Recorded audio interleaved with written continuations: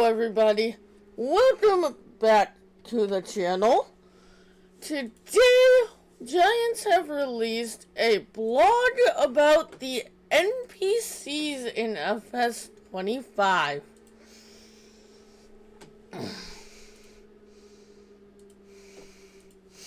Farming Simulator 25 features a small ensemble of characters to talk to, NPCs. If you decide to talk to them, let's learn more about them and how they work. Adding character and guidance. We wanted to make the towns a bit more lively so you can meet a handful of virtual people brought to life by real voice actors. Each character has their own personality and area of expertise. Because we were able to create the characters without drawing developer resources from other game features, we added them as a side bonus. To provide especially new virtual farmers some touching points in the game. To provide especially new virtual farmers some touching points in the form of guidance, they offer some advice and help for the farming basics. If you want to know more about them, you can just casually talk to them and see what spontaneously comes to their mind. Sometimes they might ask what you think. They may also need a helping hand and offer you some contract when there's something to be done in the neighborhood. That's cool. Grandpa Walter. As a tradition in farming, the farm is passed down from generation to generation. In this case, however, Grandpa Walter isn't passing the farm on to his son, who would normally be next in line, but wanted to explore another life away from the countryside. Walter will share some of his experience and tell you more about the history of the family farm and send you to his trusted old friend and helper if you require assistance for modern agriculture.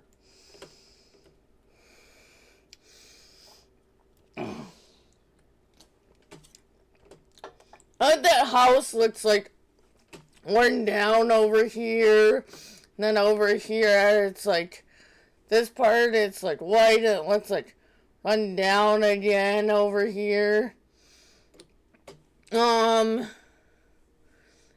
Grandpa in his overalls and hat, straw hat right there. How's it going, kiddo? Okay.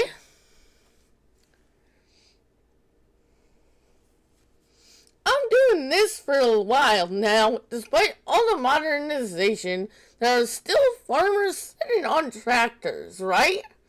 My own grandfather, yes, I had one too. He was old school, and I mean it in the actual definition. He did everything on horseback, plowing, sowing, getting to town, and delivering his produce to the market, as did most of the others.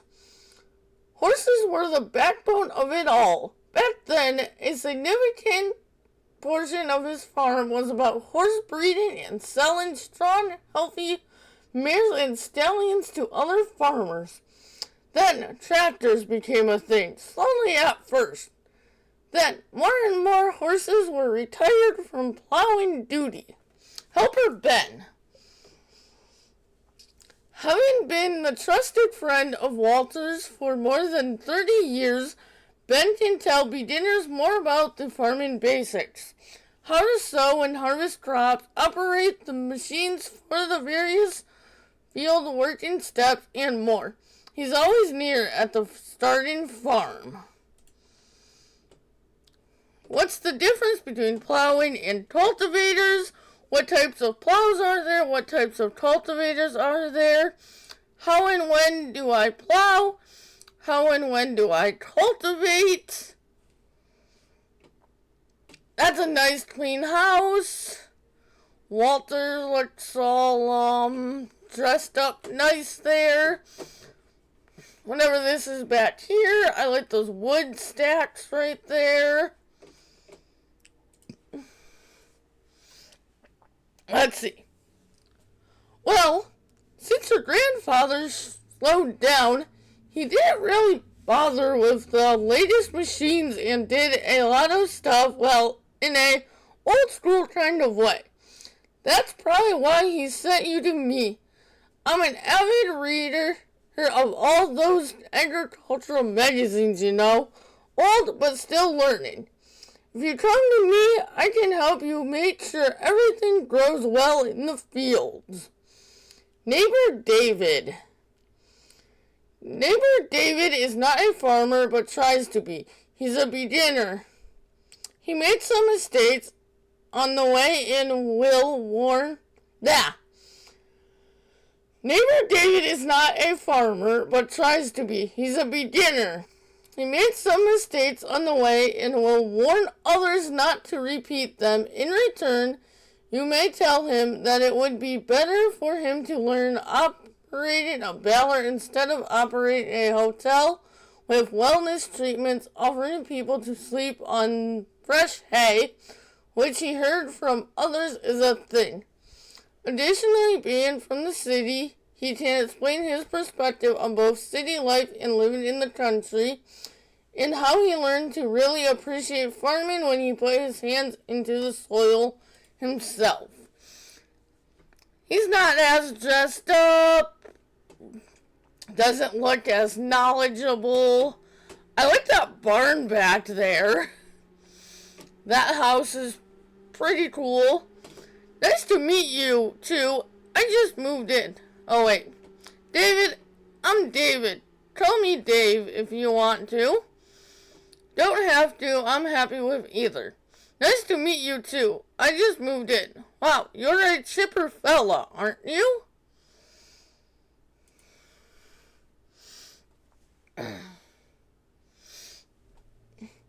Sure, there are reasons for that.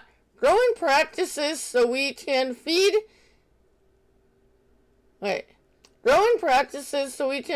the population with huge amounts of food, for example. I then learned that produce for mass markets is often harvested before it is fully ripe to withstand transportation and storage, for example, refrigeration, humidity control, long periods of storage, and so on. That all of these can affect the flavor in what you can taste and smell. Never thought about that when I was still your common city boy, but I know now, and I appreciate what I harvest with my own hands even more now. That's true. Homegrown stuff sometimes tastes better than like stuff you buy in the store.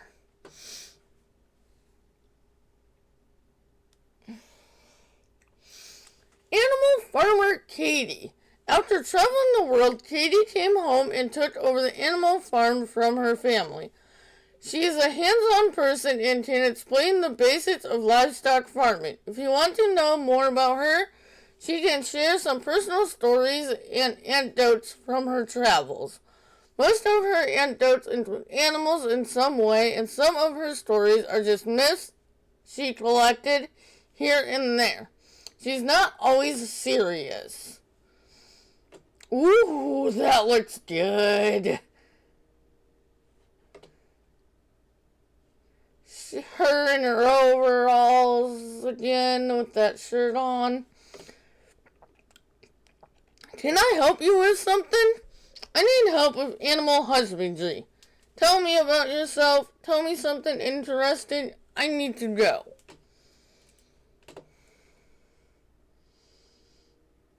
Jessica, thank you for the follow. How are you?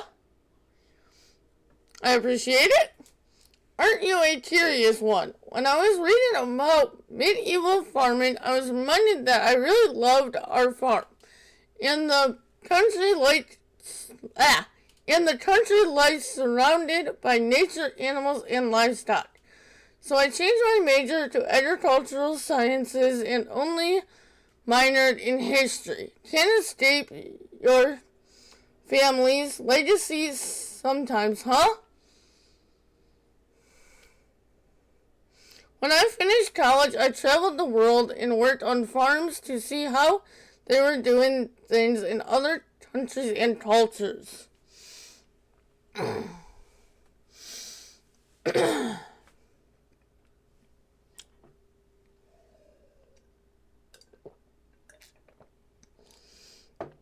I am very excited for FS25. I am hoping you are too, Jessica. Lumberjack Noah. If you were at Rob's stream on a Saturday, you know why I'm laughing when I said Noah. Oh, Noah is a local forester and lumberjack. His main profession is taking care of the forest, making sure it's handled with respect. If needed, he can explain the forestry basics.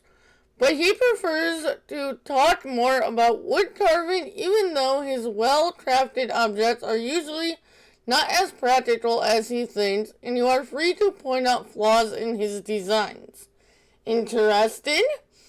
Since he also likes detective stories, he will pursue anyone who leaves an empty can of fizzy spritz lemonade in the forest. Prepare to get a preventative lesson on how to behave in the woods.